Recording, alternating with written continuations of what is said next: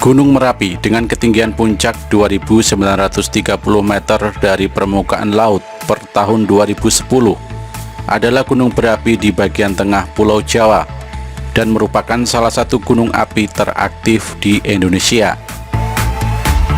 Lereng sisi selatan berada dalam administrasi Kabupaten Sleman Daerah Istimewa Yogyakarta dan sisanya berada dalam wilayah Provinsi Jawa Tengah, yaitu Kabupaten Magelang di sisi barat, Kabupaten Boyolali di sisi utara dan timur, serta Kabupaten Klaten di sisi tenggara. Kawasan hutan di sekitar puncaknya menjadi kawasan Taman Nasional Gunung Merapi sejak tahun 2004. Gunung ini memiliki potensi kebencanaan yang tinggi karena menurut catatan modern mengalami erupsi setiap 2-5 tahun sekali dan dikelilingi oleh permukiman yang padat. Sejak tahun 1548, gunung ini sudah meletus sebanyak 68 kali. Kota Magelang dan kota Yogyakarta adalah kota besar terdekat, berjarak kurang dari 30 km dari puncaknya. Di lerengnya masih terdapat permukiman sampai ketinggian 1.700 meter dan hanya berjarak 4 km dari puncak. Oleh karena tingkat kepentingannya ini, Merapi menjadi salah satu dari 16 gunung api dunia yang termasuk dalam proyek gunung api dekade ini.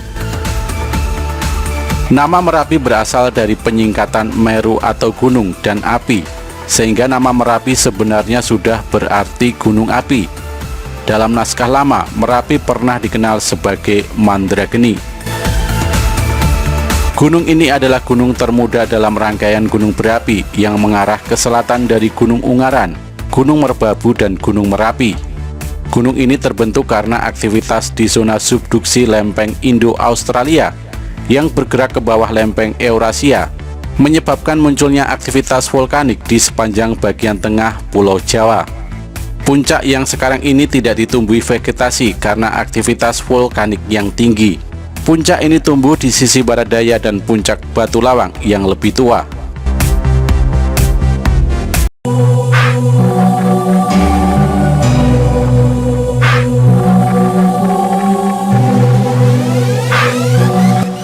Di balik erupsi yang sering terjadi, Gunung Merapi selalu memberikan manfaat bagi warga sekitar dengan kesuburan tanahnya.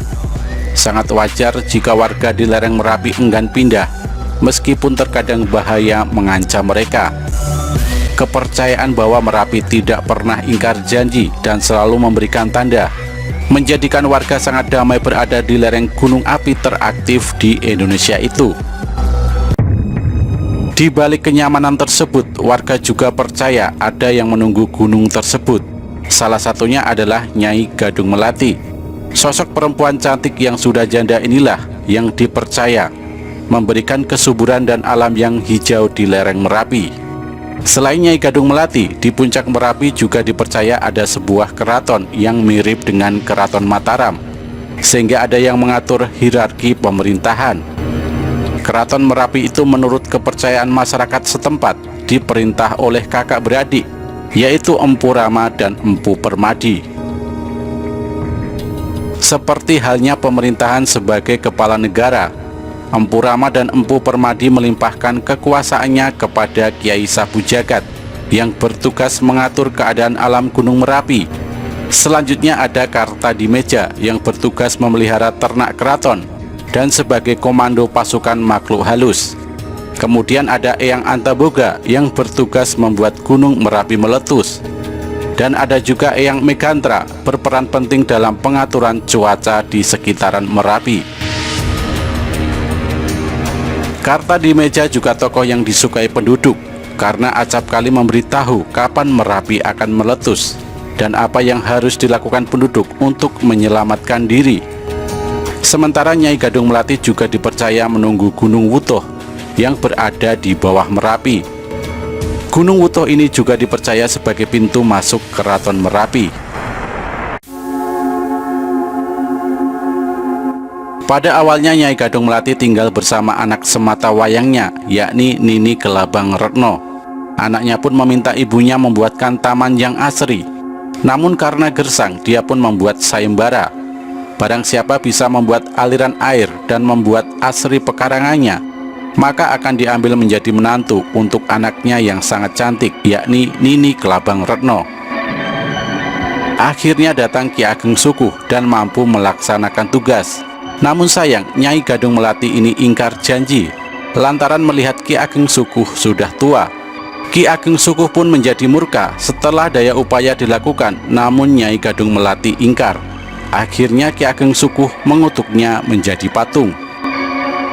Namun banyak warga mengatakan bahwa Nyai Gadung Melati masih di sekitar Merapi, meskipun tidak terlihat.